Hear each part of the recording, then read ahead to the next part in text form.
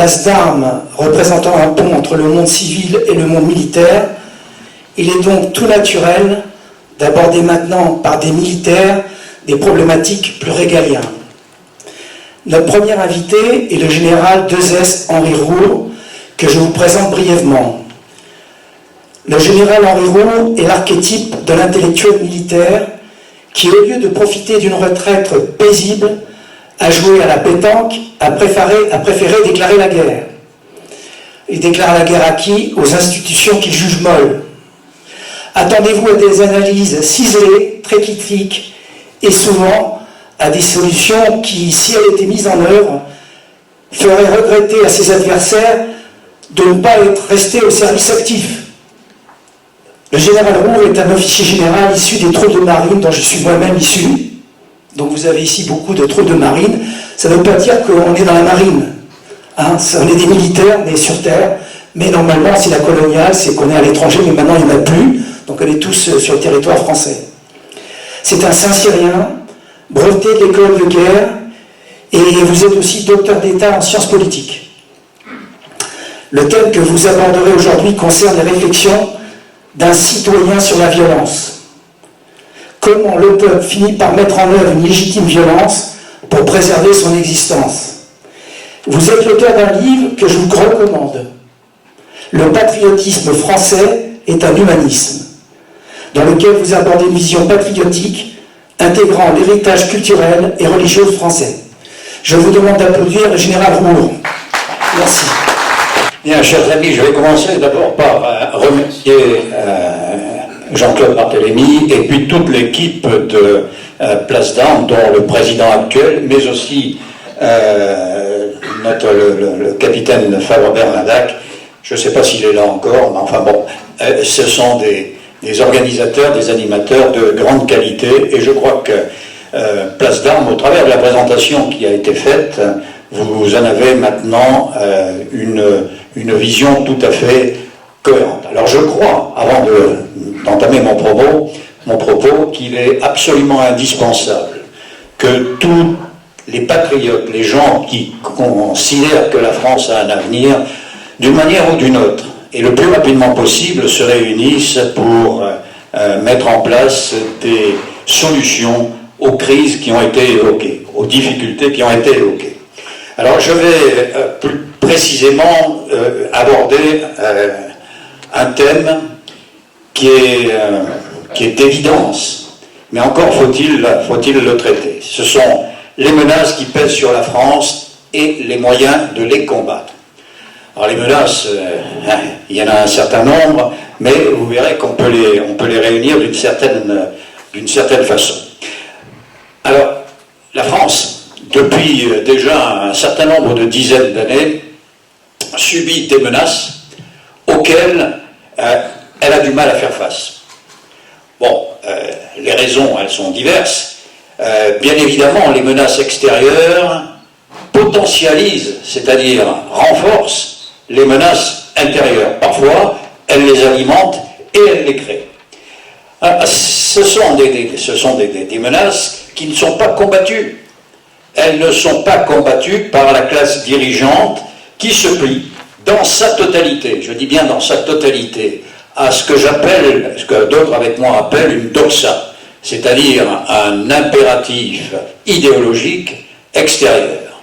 Cet impératif idéologique, eh bien, il vient de la finance anglo-saxonne qui a colonisé évidemment un certain nombre d'organismes, dont l'Union européenne et un certain nombre d'États, dont 3 États principaux en Europe.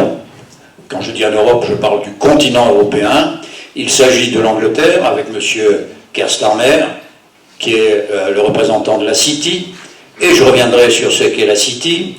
Un autre qui s'appelle M. Merz, chancelier, le Herr Kanzler, c'était même c'était le représentant de BlackRock en Europe. BlackRock, je pense que vous savez ce que c'est.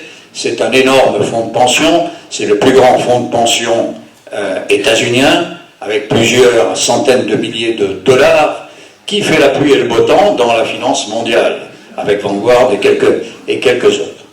Et le troisième larron, vous voyez déjà, poindre cet état profond sur lequel je vais un peu m'appesantir et que mon feu camarade Dominique Delawarde combattait. Le troisième larron, vous pouvez me dire son nom? Évidemment, évidemment. Lui, c'est Rothschild. C'est Rothschild. Alors Rothschild, c'est une famille qui a été lancée dans la finance à la fin du XVIIIe siècle et qui a rayonné sur les principaux pays européens de l'époque, donc l'Angleterre, l'Autriche, évidemment l'Allemagne, l'Italie, et la France. Et puis cette famille qui est très endogamique a essaimé dans le monde entier, et aujourd'hui, vous verrez dans le fil de mon propos, que cette famille, avec une autre famille dont le nom vous est également connu, Rockefeller, dirige la finance internationale avec quelques autres, dont Soros, ça aussi c'est quelqu'un dont vous connaissez le nom, et qui constitue avec un certain nombre d'institutions ce que moi j'appelle la plutocratie internationale et que d'autres, dont Dominique, appelle ou appelait l'état profond. Alors ces menaces, elles sont concentrées sur l'appartenance de notre pays à la conséquence de ce pouvoir détenu par cette énorme finance internationale et ce qu'on peut appeler le pseudo-Occident. L'Occident, c'est une civilisation, mais aujourd'hui, on voit très bien que cet Occident, tel que nous le concevions, tel que nous pouvions l'aimer, l'admirer, dans sa puissance, dans sa propension à exporter le beau, le grand, la qualité, cet Occident a disparu. Aujourd'hui, je dirais, et je ne fais pas de provocation en disant ça, la seule puissance véritablement occidentale dans la tradition de l'Occident, c'est la Russie. Je choque personne? Bon, alors je continue. Bon, donc toutes les menaces qui pèsent sur notre pays sont concentrées dans l'appartenance de la France à ce pseudo-Occident. Cette domination s'exprime directement au travers, évidemment, d'institutions internationales. La première, celle que nous subissons au quotidien, c'est l'Union européenne. Et l'OTAN. Mais pas seulement. Si nous survolons l'histoire, qui va aboutir à cette subordination de la France, à cette plutocratie qui est au pouvoir, cette plutocratie anglo-saxonne avec ses alliés, par le biais de la construction européenne et de l'OTAN, nous pouvons constater qu'elle remonte à loin et que le principal acteur en est la finance, que je viens de décrire sommairement, associée aux États-Unis. Alors, cette finance associée aux États-Unis, ça date du tout début. Aujourd'hui, il y a une évolution. Après 250 ans, et j'y reviendrai, il y a une évolution, un découplage entre l'État profond et les États-Unis, et le gouvernement états-unien. Alors, il faut toujours garder à l'esprit l'origine des États-Unis. L'origine, plus exactement, de la classe dominante des États-Unis. Et surtout, l'orgueilleuse prétention de ses fondateurs. Vous avez bien évidemment tous entendu parler du mythe de la Mayflower, des pères pèlerins, qui se sont considérés très vite comme le second peuple élu. Vous vous rendez compte? L'ambition, le premier peuple élu étant évidemment le peuple hébreu, le second étant le peuple qui s'installait sur le sol américain. Et vous voyez, alors, tout est dans tout et réciproquement, et comme disait Churchill à un journaliste qui lui posait la question, alors qu'il était retiré des affaires, Monsieur le Premier ministre, comment avez-vous pu être un grand personnage. Et Churchill a répondu en apprenant l'histoire. En apprenant l'histoire. Quand on ne connaît pas l'histoire, on ne peut pas regarder l'avenir, et surtout on ne peut pas aimer un pays. On ne peut pas aimer un pays. Donc ces gens-là étaient marqués par cette idée d'être le deuxième peuple élu. Aujourd'hui, cette relation quasiment intime entre Israël et les États-Unis, eh bien, elle naît de là. Elle naît de cette époque. Il y a toujours eu une relation une relation quasiment filiale entre les deux origines. Entre les deux origines.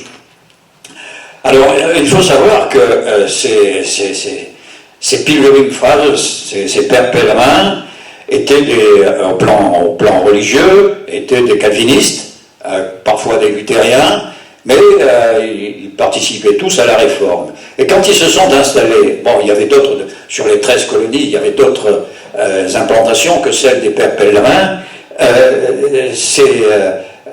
ces gens-là ont organisé la colonie d'une manière qui restera, qui imprimera l'histoire, les 250 ans d'histoire des États-Unis. Supériorité des Blancs anglo-saxons. Supériorité des Blancs anglo-saxons. Et protestants, évidemment. Et vous regarderez, si vous en avez la curiosité, la liste des présidents des États-Unis. Sur le lot, il y a deux catholiques, Kennedy et Biden. Les autres sont tous protestants. Tous protestants. Et tous sont liés aux successeurs des pères pèlerins que l'on va appeler les WASP, les White Anglo-Saxon Protestants. C'est une caste, c'est l'origine de cette plutocratie à laquelle je faisais référence au début de mon propos. Et évidemment, ils ont repoussé par tous les moyens, comme leur croyance en Dieu et au fait surtout qu'ils étaient élus de Dieu, leur autorisait beaucoup de choses. Ils ont repoussé par tous les moyens les frontières initiales des 13 colonies. Et tout leur était permis. Le In God we trust. Hein, nous croyons en Dieu, Dieu est avec nous, Dieu nous fait confiance. Ben ça évoque quoi? Ça évoque le Gott mit uns, hein, d'un autre peuple racialisé, hein, et éventuellement aussi au délire du Allah Akbar des musulmans prompts à justifier leur massacre, leur tuerie, en faisant appel au soutien supposé de Dieu. Donc, ces gens-là, bien que séparés d'Angleterre, hein, je ne vais pas revenir sur l'affaire du thé qui a été jeté dans le port de Boston, hein, à l'eau, et qui a été à l'origine finalement de la dissidence des États-Unis. En fait, la dissidence, elle était sur la monnaie qui était en train de s'établir aux États-Unis. Et la monnaie, ça va être un des grands déterminants de l'histoire d'aujourd'hui. Cette monnaie qui prendra le nom de dollar. Mais les Anglais n'en voulaient pas de cette monnaie locale parce que il y avait le privilège de la livre, le privilège de la city. Le privilège de la city. Alors, je rappelle que ces gens-là, ces Pilgrim Fathers et puis les colons, hein, étaient les seuls à pouvoir voter. Et que ceux qui se sont installés par la suite, ce n'est que très lentement qu'ils ont obtenu ce droit de vote. Pour info, les Noirs américains n'ont obtenu le droit de vote qu'en 1964. Et les Indiens, enfin les tribus indo-américaines n'ont obtenu le droit de vote qu'en 1948, pour des raisons un peu plus spécieuses.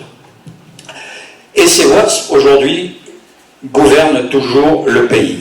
Ces WASP, donc les héritiers des Pilgrim Fathers. Et cette organisation, elle est reproduite jusque dans la structure des États-Unis d'aujourd'hui. Il faut savoir que jusque dans les années 70, ça fait 50 ans, hein, les octavons, c'est-à-dire ceux qui avaient 1/8 de sang noir dans les veines, encore que le métissage avait été interdit à un moment, mais enfin bon, ça se passait, jusqu'à Octavon, était considéré comme noir. Et ce racisme, on l'a bien vu à l'époque de Wilson. Wilson, le président états-unien de la Première Guerre mondiale, qui s'est trouvé confronté au Sénat, à cette époque, juste avant la guerre, à une question. Tenez-vous bien, est-ce que les Italiens doivent être considérés comme des Blancs? Ça peut vous paraître curieux, hein, totalement étrange. Et pourquoi? Tout simplement parce que la plupart des Italiens qui émigraient à ce moment-là aux États-Unis venaient du Mezzogiorno, du Sud, et ils étaient allés, un peu comme les Sud-Américains, les Chicanos. Donc le Sénat a débattu là-dessus. En 1912, les Japonais qui avaient flanqué une raclée, pas aux Chinois, ils occupaient le Manchukuo, non, une raclée aux Russes, grâce à Émile Bertin d'ailleurs, je vais y revenir, ça me fait plaisir, se sont plaints devant les Alliés du traitement xénophobe du gouvernement états-unien à l'endroit des migrants japonais. Donc vous voyez, c'est imprimé dans l'âme états-unienne. Pourquoi aujourd'hui les États-Unis sont bâtis en communauté? Eh bien, ça revient à ça, ça remonte à ça. Les communautés se comparent, les communautés elles s'affrontent, et puis elles se hiérarchisent. Et au sommet de cette hiérarchie, vous avez toujours cette hiérarchie blanche, qui est devenue une hiérarchie financière qui domine le dollar et avec laquelle, évidemment, aujourd'hui, le monde entier est obligé de traiter. Alors, je fais une petite parenthèse parce que ça m'amuse de voir à quel point les Français ont été très bons dans le passé. Et Émile Bertin, qui était un ingénieur général de l'armement, spécialiste maritime, a été appelé par les Japonais pour construire la flotte japonaise.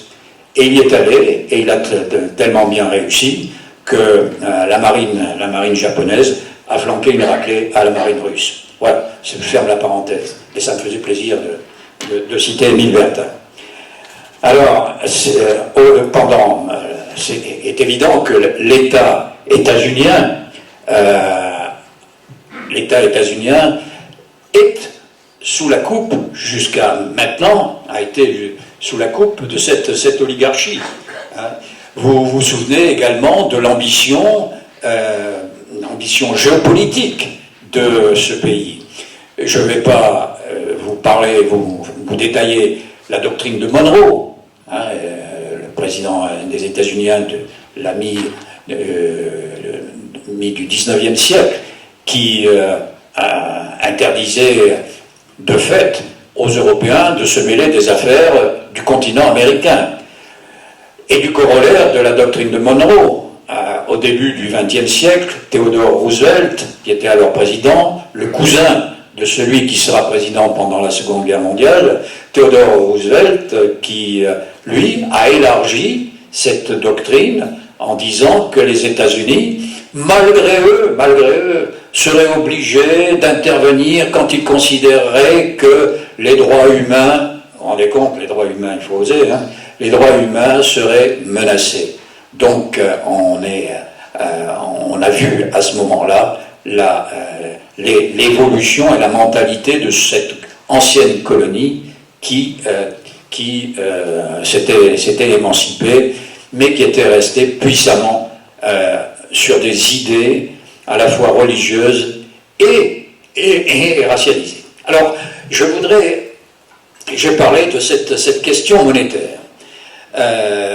Le dollar s'est créé, vous savez d'où vient le mot dollar, c'est tout à l'heure, je crois que c'est une monnaie espagnole, mais à l'origine c'est une monnaie autrichienne, c'est l'impératrice Marie-Thérèse qui l'avait, c'est sous l'impératrice Marie-Thérèse que le dollar, le thaler avait été créé, et donc le dollar s'est progressivement créé, mais il a fallu quand même organiser cette monnaie. Et c'est créé, je passe le détail parce que là il me faudrait une deuxième conférence, c'est créé une banque, enfin une sorte de banque, une association de banques qui s'appelle la Réserve fédérale, qui est tout sauf une banque d'ailleurs, et qui est sûrement pas une banque dépendante du gouvernement des États-Unis. Ce sont des privés, dont Rothschild, dont Rockefeller, qui tiennent la Fed, ce que l'on appelle la Fed. Et un autre participant à la Fed, c'est la Citi. C'est la Citi. Vous avez actuellement une association, une collaboration, ou une parenté, appelez ça comme vous voulez, entre la Fed et la Citi. Pour info, le revenu apporté à l'Angleterre, enfin au Royaume-Uni, par la Banque d'Angleterre ou la Citi, c'est 1/6 du PIB du Royaume-Uni. C'est pas mal. Mais vous ne pouvez pas imaginer, étant donné ce lien monétaire, qu'il y ait la moindre différence d'intérêt entre Londres et Washington. Les gouvernements peuvent passer, la monnaie, le dollar, est tenue par les banquiers. Quand le gouvernement états-unien a besoin d'argent, il se trouve vers la Fed, c'est-à-dire vers des privés. Et c'est là que naissent les bons du Trésor, et c'est là que, on va y revenir. Alors, comment en est-on arrivé à cette domination des États-Unis? Évidemment, cette ambition hégémonique n'avait pas pu s'exprimer lors de la Première Guerre mondiale, tout simplement parce que Wilson, qui avait fait un plan en 14 points, où la récupération par la France de l'Alsace et du département de la Moselle, ce que les Allemands appellent l'Alsace-Lorraine, n'arrivait qu'en 6e position, alors que ça avait été l'objet de la guerre. Ça avait été l'objet de la guerre. Donc, présenté au Sénat des États-Unis, ce plan a été rejeté. Et puis, il faut dire que Clémenceau a tout fait pour que tout cela parte. Ce qui a fait que la France est restée la première puissance mondiale jusqu'à la Seconde Guerre mondiale. Mais il n'empêche, il y avait le travail des financiers. Alors certains des spécialistes vous diront que 1929 c'était nécessaire, ça avait été voulu, que la montée d'Hitler avait été subventionnée par les banquiers. Bon, on passe là-dessus, ça n'est pas profond. Mais la Seconde Guerre mondiale, elle, va être la première véritable étape de la domination des États-Unis. Ils ont été l'atelier du monde, un peu comme la Chine l'est en ce moment. Ils ont été l'atelier du monde, et puis ils ont donc participé aux opérations. Je le dis dans un bouquin, il ne faut pas raconter qu'ils ont gagné la Seconde Guerre mondiale. Hein. Ceux qui ont gagné la Seconde Guerre mondiale, c'est peut-être là aussi l'armée française, c'est peut-être aussi l'armée russe, hein, c'est peut-être aussi la résistance et un certain nombre d'autres combattants. Bon, là je suis en train de me laisser embarquer, mais il faut avouer les choses. Hein. C'est Hollywood qui a gagné la Seconde Guerre mondiale. C'est Hollywood. Hein. Le débarquement du 6 juin, je vous rappelle que le 1944, le général de Gaulle n'a jamais assisté à la commémoration, il avait raison. En revanche, le 15 août 1944, lorsque l'armée française, 100 000 hommes, a débarqué en Provence, là, c'était une commémoration qu'il aurait fallu faire. D'autant plus qu'en Italie, c'est grâce à l'armée française, au général Juin, hein, et puis au général de Montsabert et ses divisions, ses régiments de tirailleurs, que le verrou du Mont Cassin a sauté et que la route vers Rome a été ouverte pour les troupes américaines de Patton qui étaient derrière et qui piétinaient. Donc je passe, j'arrête là-dessus parce que sinon je vais largement dériver.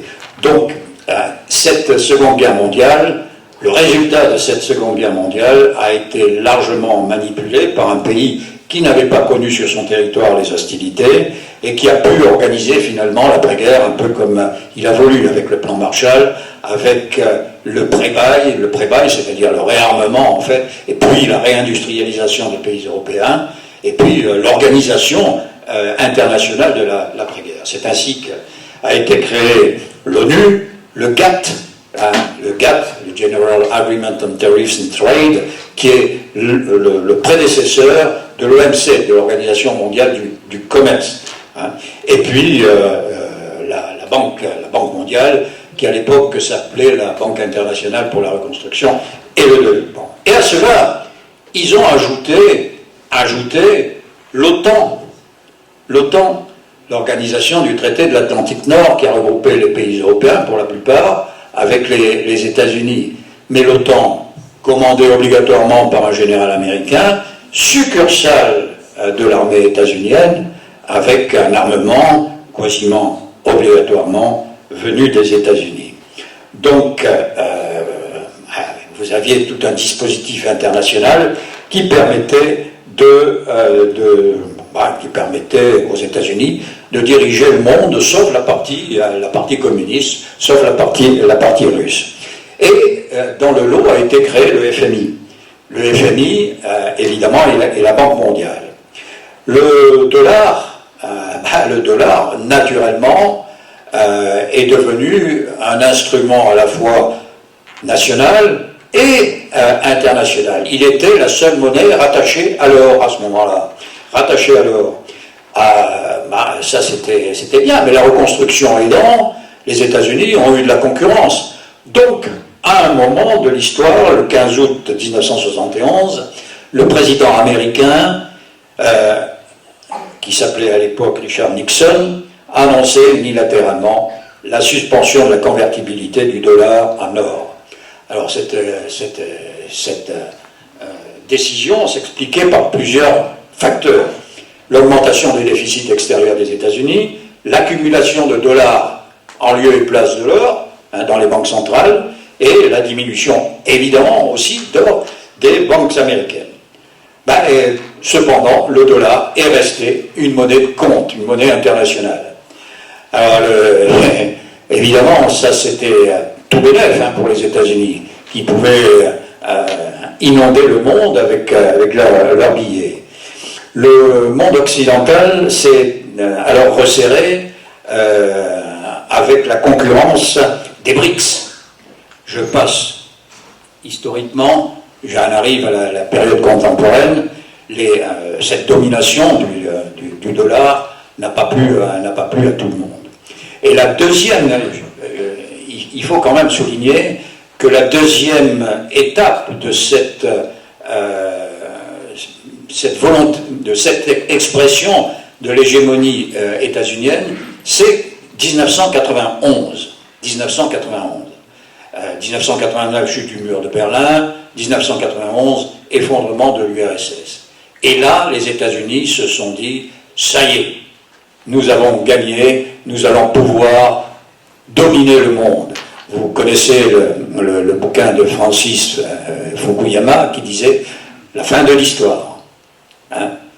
Qui parlait de la fin de l'histoire. Donc, les Américains pensaient qu'ils avaient définitivement conquis le monde. Non, ils n'avaient pas conquis le monde parce que beaucoup d'opposants étaient là, qui attendaient peut-être le moment opportun, et ces gens-là se sont réunis au sein de deux organisations, l'OCS, l'Organisation de la Conférence de Shanghai, et l'Organisation de la Conférence, j'allais dire coopération, et les BRICS. Les BRICS, c'est les principaux pays du sud global.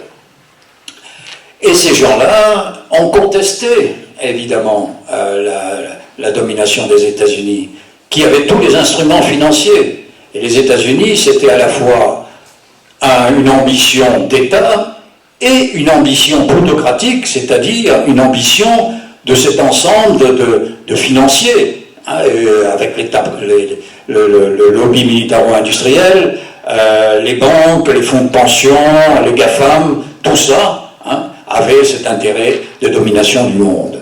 Déstructurer les nations pour dominer. Et ça, c'était le but. Hein, on le voit aujourd'hui encore, on le subit. Et les BRICS se sont élevés contre ça. Ils se sont organisés d'une manière beaucoup plus souple que l'Occident et d'une manière beaucoup plus égalitaire. Ils ont ainsi créé des moyens de transfert de capitaux. Les États-Unis avaient mis en place le SWIFT.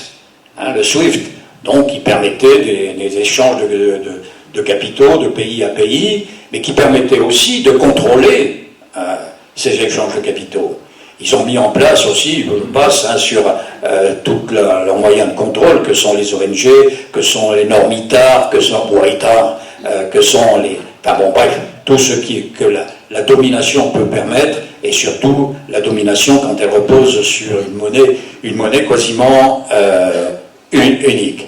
Donc, il y a eu cette quasi-révolte des BRICS qui ont monté, eux aussi, leurs organismes d'échange de capitaux. Le SPSF, le BRICS, hein, et désormais, les échanges de capitaux sont en quantité et en volume supérieurs aux échanges de capitaux qui se font par le SWIFT. Donc vous voyez bien, il y a là une menace sur la manière de faire des États-Unis.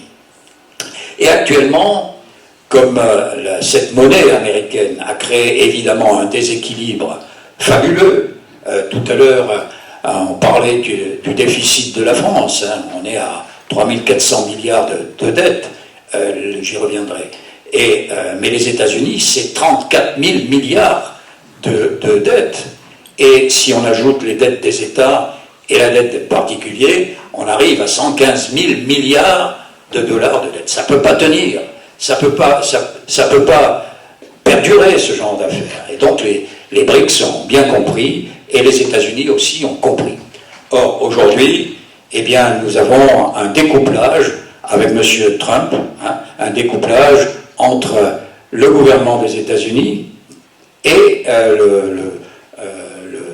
la plutocratie, c'est-à-dire l'État profond. Et on le voit dans cette lutte que même les gens dont je vous parlais en Europe, hein, où s'est réfugié l'État profond, et ce qui se passe aux États-Unis, où M. Trump fait mène un certain nombre de combats pour restaurer la nation américaine, parce que cet État profond qui avait l'ambition de dominer absolument, il ne pouvait dominer qu'en écrasant les peuples, en les décérébrant dans tout ce que vous imaginez pour abaisser les peuples, ça a été mis en œuvre. Alors je passe là-dessus et je vois les conséquences sur la France qui subit les dommages imaginés par cette plutocratie. Je crois que la France est engagée dans une UE qui, elle, est vassalisée à l'État profond. Elle cherche à disloquer les nations conformément à la vision mondialiste de cet État profond. Et la France subit 3 grands dommages. Ils sont dus exclusivement aux dirigeants de notre pays. De ces dernières décennies, je ne mets pas tout sur le dos du président actuel, mais par exemple, les 3 derniers présidents ont été ralliés à cette vision du monde. Je vous rappelle que M. Sarkozy, M. Hollande et M. Macron ont tous été formés dans les Young Leaders, c'est-à-dire une organisation pilotée par les États-Unis qui vise à préparer les futurs dirigeants à une politique pro-occidentale, donc pro-états-unienne. Ils ont tous été reçus au Bilderberg. Bilderberg est une association, là aussi, comment dire, liée à cet état profond. Donc ce sont des gens qui ont contribué à cette crise que nous connaissons aujourd'hui. Bon, je crois que le peuple a constaté cette duperie et il souhaite, on le sent, on le voit, on l'entend, et je dois dire que les contacts que j'ai en province, à droite et à gauche, et même outre-mer, me permettent de confirmer cette idée que le peuple en a ras-le-bol. Le peuple français a ras-le-bol de cette classe dirigeante. Alors, il montre sa défiance, hein, il la montre, et admet que pour rendre à la France sa puissance, et au peuple sa fierté, parce que le peuple français, si vous regardez l'histoire, il n'a jamais voulu dominer, il a en revanche voulu être à la pointe en matière dans l'exemplarité politique, militaire, sociale, etc., etc. Et ce qu'il n'admet pas, c'est que ces sacrifices, pendant maintenant des décennies, sont vains. C'est vrai, c'est vrai pour tous les pays de l'euro. Alors, il y a trois grands préjudices que nous subissons. Le premier de ces préjudices, il s'exprime par la crise financière. Je crois qu'on en a parlé dans le colloque, là.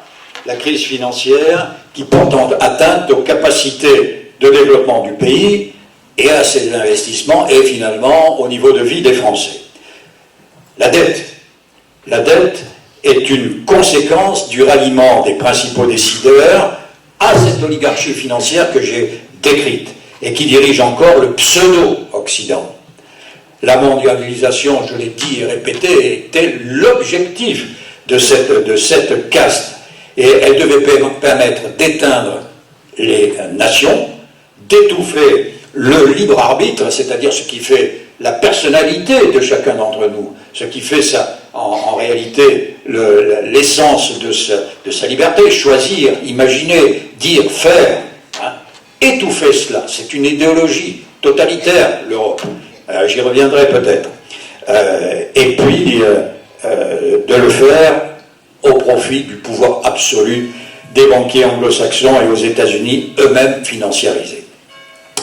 Alors l'étape indispensable et naturellement logique pour cette caste financière fut d'imposer en Europe, par exemple, bon, je vous ai présenté le dollar, fut d'imposer une monnaie unique aux principaux pays de l'UE.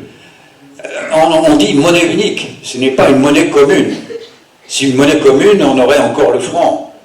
Hein, mais c'est une monnaie unique qui n'est pas adaptée aux économies des pays. Elle est peut-être adaptée à l'économie de l'allemande. Elle a été à un moment, puisque le rapport entre l'euro et le mark était de 1 pour 2, hein, mais elle n'a jamais été adaptée à l'économie française. Aujourd'hui, si nous devions revenir au franc, et j'espère qu'on reviendra au franc, il faudrait dévaluer notre monnaie par rapport au mark de 20%. Et certains de mes amis me disent au moins. Mais le mark, si les Allemands revenaient au mark, il faudrait le réévaluer de 30% par rapport à l'euro.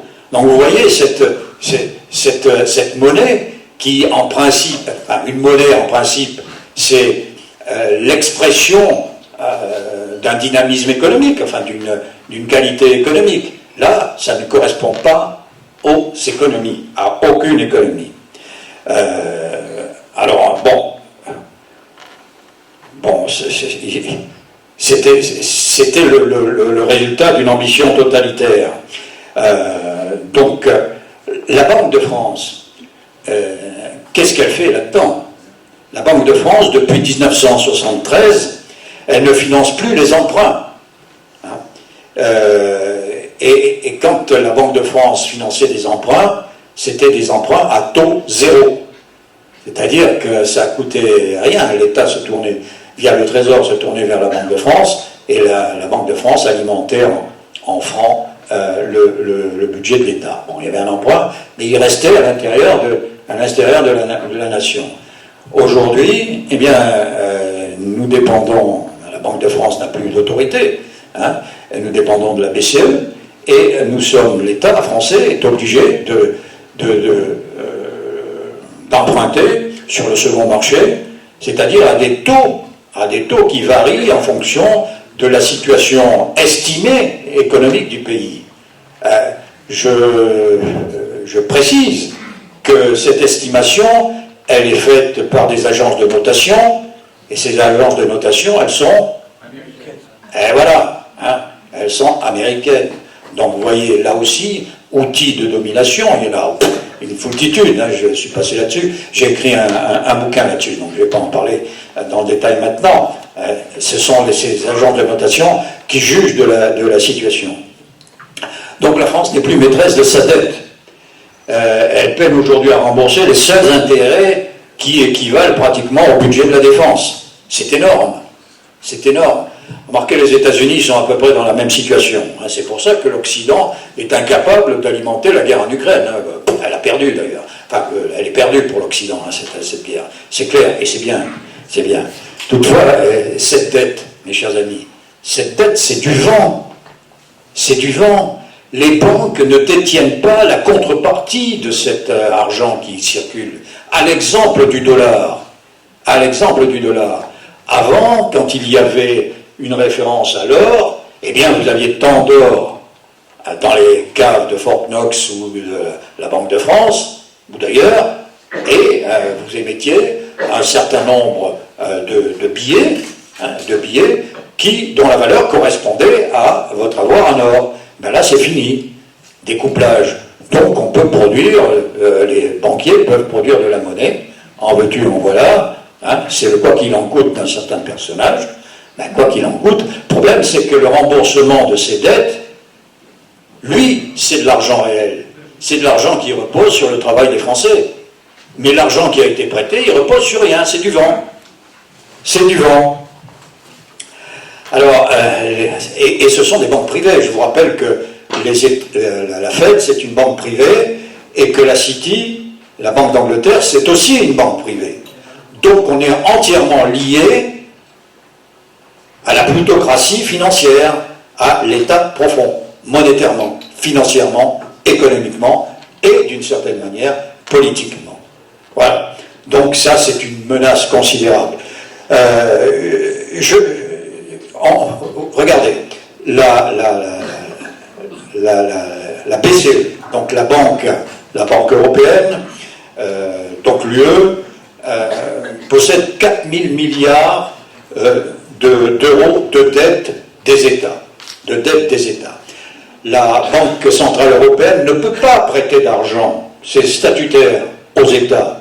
En revanche, ce qu'elle fait, toujours pour contrôler, elle rachète les dettes aux banques privées, les dettes des États aux banques privées. Ce qui fait qu'aujourd'hui, sur 4 000 milliards d'euros détenus par la BCE de dette des États, eh bien, il y a 700 milliards qui sont des dettes françaises. Ça fait 18%. Mais pourquoi rembourserait-on cet argent qui est du vent? Je vous pose la question, réfléchissez. Il n'y a aucune raison. Il n'y a aucune raison. Qui plus est, il suffirait de dire, si nous avions des gouvernants dignes de ce nom, on réforme la BCE. La BCE est soi-disant indépendante. Hein, on réforme la BCE. Et les dettes, on les annule. Qu'est-ce qui se passerait? Rien. Rien. Ah, il y en a là qui ferait la gueule, peut-être. Mais ça serait tout à fait légitime. Légitime. Tout comme les dettes que nous possédons. Hein, c'est du vent. Mais en revanche, le remboursement, lui, il repose sur le travail des Français, sur les impôts des Français, donc sur quelque chose. C'est ça le scandale. C'est ça le scandale. Voilà, et puis, donc ces dettes, à un moment, je faisais allusion l'affaire du Covid, ou quoi qu'il en coûte, oui, quoi qu'il en coûte, c'était du vent, mais c'était aussi délibérément une soumission au système, une aggravation de la soumission au système. Et ça crée un cercle vicieux, évidemment, puisque quand vous avez des dettes,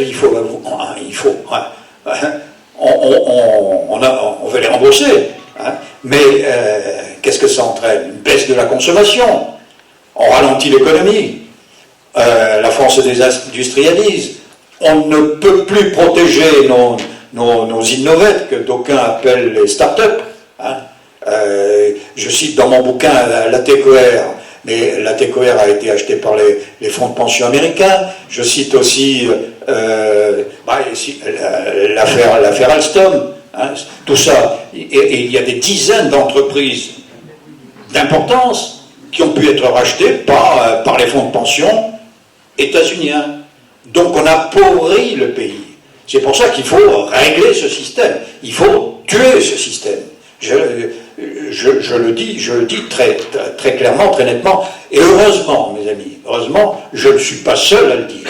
Hein, on est un certain nombre à le penser et à le dire. Alors, bon, ça c'est le premier dommage. Le second dommage, il est indiscutablement la conséquence de la perte de souveraineté de notre pays. Il s'agit, et ça c'est pour vous une évidence, il s'agit de l'insécurité. Il s'agit de l'insécurité. Elle y est de manière étroite à cette émigration débridée dont vous parliez tout à l'heure. Hein, oui, c'est vous qui en parliez. Cette émigration débridée qui ne peut pas être contrôlée. Pourquoi? Parce que nous avons signé les accords de Schengen et les accords de Maastricht. Les accords de Schengen, à l'époque de Mitterrand, c'était 5 pays. 5 pays qui se connaissaient. Moi, il n'y avait pas de problème entre eux. Hein. Mais maintenant, c'est quasiment toute l'Europe. Donc, quand un migrant débarque en Grèce ou sur une côte quelconque, eh bien, il peut aller se balader où il veut et s'installer là où il veut. Donc, ça, c'est une catastrophe. Parce que, qu'on le veuille ou non, cette émigration, c'est une émigration africaine, et c'est une émigration musulmane, et l'islam n'est pas compatible avec la civilisation française. C'est clair. Ça n'est pas compatible avec le christianisme. J'ai écrit un bouquin qui s'appelle « Sauvons notre laïcité », et c'est sur la crise musulmane en France, et puis un deuxième qui s'appelle « Nous gagnerons cette guerre ». Et là, je détaille ce qu'est l'islam. Et je peux vous garantir que c'est pas une religion, tout au moins pour les dirigeants, pour ceux qui la pensent, qui la propagent, ce n'est pas une religion de paix et d'amour. C'est tout le contraire, c'est une religion de violence. C'est une religion de haine à l'égard des juifs et à l'égard des chrétiens. Donc c'est pas en admettant ces gens-là qu'on va sauver notre pays. Donc là, c'est encore la faute de l'Europe. Hein. Il n'y a pas... Vous savez, mon père disait, je reprends son expression, c'est un vieil officier de tirailleur, il n'y a pas à tortiller du cul pour chier droit. Hein. C'est la vérité. Il faut dire les choses, et quand on a dit les choses, il ne faut pas s'arrêter là, il faut combattre. Hein. Il faut restaurer la vérité et faire en sorte que les choses changent.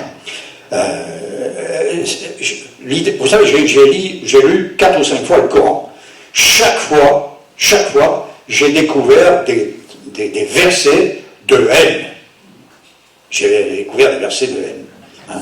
Donc, il ne faut pas me raconter le coup. Hein. Bon, l'idéologie islamique est violente. C'est une idéologie, c'est pas une religion. Hein. Vous ne pouvez pas, c'est une secte. Vous ne pouvez pas quitter, apostasier l'islam sans être condamné à mort. Il y a 57 pays qui font partie de l'OCI,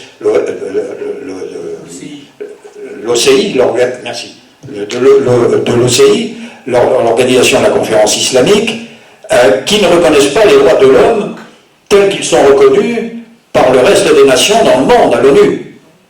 57 pays, pour qui c'est la charia. La charia qui est un extrait du Coran, avec toutes les contraintes que l'on peut imaginer.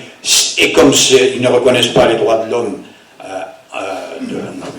classiques, hein, ce que nous avons, nous, dans le préambule de notre Constitution, Hein, c'est en nous référant à la Constitution de 1792, à celle de 46 et aux droits de l'homme, hein, de l'ONU, eh bien, ça, ils n'admettent pas. Donc, ne croyez surtout pas que l'on va pouvoir vivre avec X millions de musulmans. Ça n'est pas vraisemblable, ça n'est pas imaginable. Mais tout ça, si nous sommes dans cette situation, c'est bien parce que nous avons des frontières ouvertes. Là, je suis en train de préparer un article sur les frontières, d'ailleurs. Voilà. Donc, il faut absolument rejeter Maastricht, rejeter Schengen. Et quand je dis rejeter Maastricht, rejeter Schengen, ça veut dire rejeter l'Union européenne. Le troisième dommage, c'est bien évidemment en corrélation avec les deux précédents. Il réside dans l'acceptation des exigences idéologiques de la plutocratie internationale, de cette caste internationale, cet État profond qui vise à décérébrer les peuples. C'est une doxa. Et nos hommes politiques de droite et de gauche sont prisonniers de cette doxa. Il n'y en a aucun qui soit capable de s'élever contre cette espèce de religion totalitaire, celle-là aussi, qui a intoxiqué la classe politique de plusieurs pays, d'ailleurs, pas seulement le nôtre, mais plus particulièrement du nôtre. Alors, la présidente de la commission, je lui en veux beaucoup à cette dame, et quelques autres en sont les mandataires. Ces obligations se traduisent par un effondrement moral que l'indignité et la lâcheté de certains de nos gouvernants est bien évidemment incapable d'enrayer. Alors je vais vous lire un petit truc. De toute façon, le résultat c'est ça. C'est 93% d'une classe d'âge qui a le bac. Comment voulez-vous... Ça serait étonnant que 93% d'une classe d'âge ait les capacités de lire, écrire et compter. Hein, ça m'étonnerait. Bon, donc je vais vous lire un petit passage là. Voilà. Le pouvoir des États a été confié à une commission composée d'oligarques. Les oligarques, ils ne sont pas en Russie, ils ne sont pas en Ukraine, ils sont à Bruxelles. Dévoués à la cause de la fin des nations. À leur tête, évidemment, une germano-états-unienne. Vous savez que... Je vais rire, bien sûr, mais enfin, j'aime bien. Cette germano-états-unienne, donc une double allégeance, est la descendante de la famille Lanson, qui a fait fortune dans le trafic des esclaves. Ouais. Cette dame est mariée, elle tient son nom d'un monsieur qui est un médecin, comme elle d'ailleurs, et qui est un des pontes d'Eugénis, qui est une entreprise pharmaceutique qui fait partie du Bilderberg Club. Alors le Bilderberg Club, vous en avez entendu parler, le Bilderberg Club peut-être moins, c'est une vingtaine de grandes entreprises pharmaceutiques qui ont piloté, je m'appuie sur des faits, hein, j'imagine pas, qui ont piloté la vaccination contre le Covid et qui développent un certain nombre de médicaments plus ou moins utiles, mais utiles surtout à engraisser ces organismes financièrement. Donc, vous voyez la relation de cette femme qui a été ministre allemande, donc double allégeance, l'Allemagne et les États-Unis. Bon, là, je fais une petite digression. Les États-Unis sont ce qu'ils sont, mais notre ennemi futur, c'est évidemment pas la Russie, c'est à nouveau l'Allemagne. Ben, on pourra en parler si ça vous intéresse. Enfin bon, voilà, c'est une affirmation, mais j'ai les preuves. Je pourrais trouver les preuves. Bon. Donc, c'est elle qui a négocié seule le Mercosur, cette espèce d'accord avec l'Amérique du Sud qui va ruiner, s'il est mis en place, le reste de notre agriculture. Ça va intéresser les pays du Nord. Là aussi, l'Europe est trop diverse pour être unitaire. Ça va, bien sûr, les pays du Nord, ils vont importer des bananes, des papayes, des mangues, à des prix défiant toute concurrence. Mais les productions du Midi, il n'y a pas que la France qui est concernée. Il y a l'Italie, il y a l'Espagne, qui vont voir la production agricole complètement concurrencée, absolument concurrencée par les productions de ces pays d'Amérique du Sud. Bon, et puis il y a un accord sur les droits de douane que le président Trump a imposé, quasiment imposé à Madame von der Leyen. Je ne sais pas si vous en avez entendu parler. Madame von der Leyen a négocié cet accord qui porte sur 750 milliards quand même.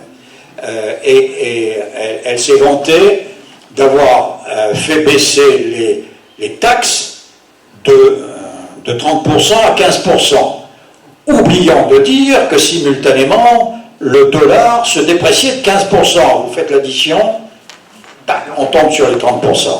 Donc elle est très bonne, hein. Elle est excellente cette dame. Un mensonge de plus. Et elle vient de signer, donc au nom de la Commission européenne avec les États-Unis, un accord inique qui engage l'Union européenne à acheter du GNL, du pétrole et des produits d'énergie nucléaire états-uniens pour une valeur estimée à 750 milliards de dollars, soit environ 700 milliards d'euros, sur les 3 prochaines années, soit 250 milliards, si je compte bien, par an. Hein. Il faut savoir qu'en 2024, il y a un an, l'UE a importé pour 77, parlons en dollars, 83 milliards de dollars de produits énergétiques états-uniens. Alors, vous voyez le rapport, hein, cet accord implique que l'UE triple ses importations d'énergie des États-Unis pour la période 2026-2028. Madame von der Leyen sert bien des intérêts qui ne sont pas les intérêts des pays membres de l'UE et surtout pas les nôtres. Auparavant, parce qu'il faut dire les choses, il faut dire d'où vient la menace. Auparavant, le 20 octobre 2023, ça fait 2 ans exactement, elle a signé, accompagnée par le président du Parlement et le représentant de l'UE pour les affaires étrangères, avec le président des États-Unis, un accord de défense entre les États-Unis et l'agence européenne, un accord de défense. Au nom de quoi? Mandaté par qui? Le 22 novembre, donc un mois après, elle incita le Parlement européen, le dit Parlement, à voter la révision des traités sur le fonctionnement de l'UE, visant, tenez-vous bien mes chers amis, visant à la constitution d'un État fédéral européen. Ah oui. Et enfin, le 13 décembre 2023 a été votée la création d'un conseil économique transatlantique sur la direction des responsables politiques des pays. Voilà. L'engagement idéologique que l'on subit se poursuit. Et la Commission, toujours elle, sous l'impulsion de Mme von der Leyen, a lancé le principe, et là aussi je vous demande de vous accrocher à vos chaises, hein, un bouclier européen de la démocratie. Un bouclier européen de la démocratie. Vous voyez d'où ça vient, hein? Le but véritable est attentatoire à la liberté des peuples. Il prévoit un régime de censure contre les partis et les plateformes qui contesteraient l'UE. Donc on n'a plus le droit de penser. C'est le libre arbitre dont je parlais tout à l'heure qui est en cause, c'est notre liberté individuelle. L'UE est attentatoire à la démocratie et à la liberté des personnes.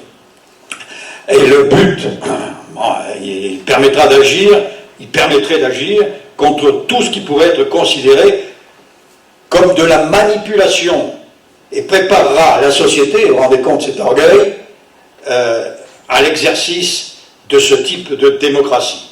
Voilà. Donc il y a une somme qui est prévue pour ça. Voilà, je passe. Alors, que faut-il faire, allez-vous me dire? C'est bien de faire un bilan des menaces. Que faut-il faire?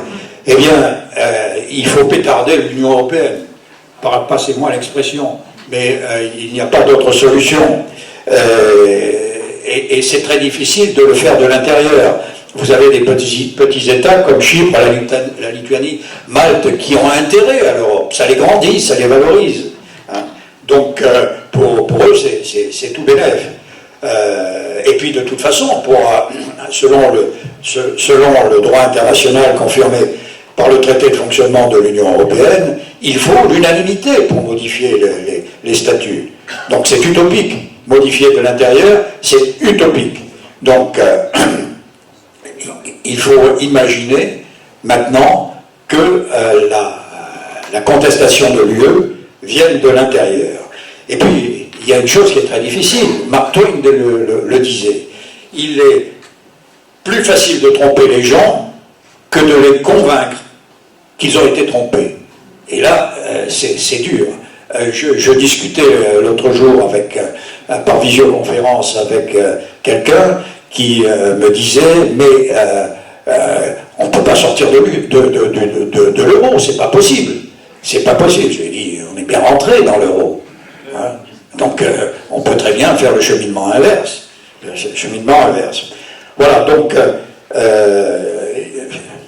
je crois qu'il y a un espoir avec la montée des patriotismes, la montée des nationalismes, non seulement en France, mais en Europe. Alors, je crois que notre pays ne trouvera son salut qu'en lui-même. Il ne faut pas imaginer l'arrivée d'un personnage charismatique, comme De Gaulle, comme Clémenceau, comme auparavant quelques autres, tout simplement parce que ça n'arrive qu'en cas de crise, qu'en cas de crise majeure, qu'en cas de guerre. Bon, on peut toujours espérer, mais ça serait quand même très étonnant. Je crois que le peuple doit reprendre en main le pouvoir qui lui appartient. Je dis simplement que l'article 2 de la Constitution dit que le pouvoir appartient au peuple, qu'il exerce par ses représentants ou par le référendum. Le dernier référendum, c'était en 2005. Le peuple, on s'en méfie. Le peuple, on s'en méfie. Donc, il faut reprendre le pouvoir. Alors, plusieurs hypothèses pour ça. Il y en a au moins deux. Hein. La première passe par une élection massive de députés conformes à ce que l'on peut attendre de patriotes. Hein. Après l'organisation de l'État, elle sera entièrement à revoir. Je crois surtout que cette classe politique soumise à la doxa, elle est nulle et non avenue. Il faut s'en débarrasser. Je ne dis pas physiquement, attention, ne me faites pas dire ce que je n'ai pas dit, mais ils sont irrécupérables, ces gens-là, peut-être quelques-uns, hein, mais dans leur immense majorité, ils ne sont pas aptes à diriger ou à contribuer à la direction de la France. Donc c'est des personnalités nouvelles pour lesquelles il va falloir voter. La seconde hypothèse, eh bien, j'y croyais peu, mais il y a beaucoup d'indices qui me font pencher dans ce sens. C'est une révolte massive. Je crois que tous les ingrédients sont là pour que le peuple, à un moment ou à un autre, se révolte. On a eu quelques jacqueries avec les gilets jaunes, avec les agriculteurs, avec les bonnets rouges, etc., etc. Bon, mais tout ça a été contenu. Je crois que le ras-le-bol est tel aujourd'hui, je vous dis que j'ai des informations, hein, comme vous sans doute, que ça peut se fédérer, et alors là, ça peut être très, très grave pour le système. C'est évident qu'il va falloir se préparer aussi à ce type d'événements, dans les deux cas. Il faut travailler à ce que j'appelle le post-pseudo-Occident, en France en tout cas, à succéder à cette classe qui nous dirige. Je crois que les décisions, si jamais cette équipe patriotique sur laquelle je n'ai pas le temps de faire un développement arrive au pouvoir, les décisions de sortie de l'UE, de l'euro, de l'OTAN doivent être concomitantes. Trop de liens unissent ces organismes. Je crois que l'OTAN, c'est l'outil de défense de l'UE, hein. C'est scandaleux. Sarkozy nous a réintégrés dans ce dispositif après 44 ans d'absence, et je peux vous garantir que tout se passait très bien, et que là maintenant on est concurrencé au plan militaire, au plan de l'armement par les États-Unis, parce que quand on vend de l'armement à l'Ukraine, qu'est-ce qu'on fait? Ben, on achète du matériel américain. Le F-35 est pas bon, hein, le Rafale est excellent, mais il ne viendrait pas à l'idée de la Commission européenne d'acheter des Rafales. Hein. Et je rappelle que le F-35, c'est un avion qui soumet les pays qui l'utilisent au bon vouloir des États-Unis. Hein. Il y a une base sur le sol états-unien qui sait que tel avion doit décoller, avion qui demande l'autorisation. Enfin, ouais. Donc, il faut quitter absolument tout ce système. Le peuple français n'a pas été consulté par référendum depuis 2005 et il va falloir donc sortir. Je crois qu'il va falloir, à un moment ou à un autre, si une classe politique nouvelle apparaît, il va falloir mener la politique de la chaise vide pour en sortir. La chaise vide, c'est quelque chose qui avait été mené par le général de Gaulle et qui a duré du 30 juin 1965 au 30 janvier 1966. La France ne participait plus à rien. Pourquoi? Parce qu'un personnage qui avait été totalement retourné par les États-Unis où il avait été prisonnier, un nazi, Walter Hallstein, premier président de la Commission européenne, voulait mettre à bas la politique agricole commune, qui était un des rares avantages que la France tenait de cette CEE, de cette future Union européenne. Donc il faut lancer les choses comme ça, et puis dire ça suffit, ça suffit. Bon, il est fort probable que d'autres pays encouragés par la France suivront la politique française. Donc il faut redonner vie à notre Constitution. L'euro, j'en ai parlé, je ne vais pas revenir là-dessus. Il faut rétablir la hiérarchie des normes. Il y a quand même quelque chose de scandaleux, c'est que les trois hautes cours françaises, la Cour de cassation, le Conseil d'État et la troisième, le Conseil constitutionnel, se sont délibérément soumis au droit européen. C'est-à-dire que la Constitution française est en dessous du droit européen. C'est scandaleux. C'est le peuple français qui est géré par la Constitution. Et de toute façon, dans cette Constitution, il va falloir enlever le titre 15, qui s'appelle « de l'Union européenne ». Vous savez, il y a maintenant quelques dizaines d'années, il y avait un autre titre 15 qui s'appelait « de la communauté ». Vous vous en souvenez peut-être. La communauté, c'était le précaré, c'était les relations avec les pays nouvellement émancipés. Exit. Eh bien, là aussi, l'Union européenne, autre tentative, autre échec, donc on fout ça à la poubelle. Voilà. Et puis, ce que j'imagine, il m'aurait fallu 3 heures, 4 heures pour tout vous dire, mais il va falloir se rapprocher des pays avec lesquels nous avons des intérêts, qui pensent comme nous, et avec lesquels nous pourrons contrer cet état profond. Il s'agit bien évidemment de la Russie, des BRICS. J'imagine, alors que Mme von der Leyen a dit que dans 3 ans, l'Europe serait prête à un conflit contre la Russie complètement absurde. Je pense qu'au contraire, il faut que nous rétablissions les relations d'amitié que nous avons toujours vues depuis 1000 ans.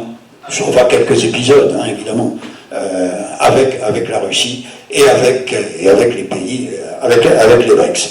Voilà, chers amis, pour conclure, à l'heure de ce renouveau, ce réveil des nationalités que l'on nomme aujourd'hui multipolarisation, la France doit renouer avec l'utilisation des outils qui ont fait sa grandeur et sa puissance et s'insérer dans ce mouvement.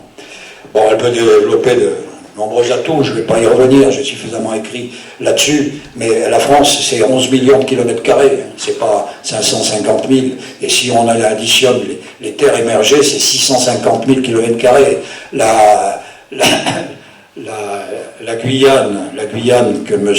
Macron prenait pour une île, c'est la superficie de l'Autriche. Bon, ne serait-ce qu'à ce plan-là, nous avons toutes les ressources possibles pour nous développer en parfaite autonomie.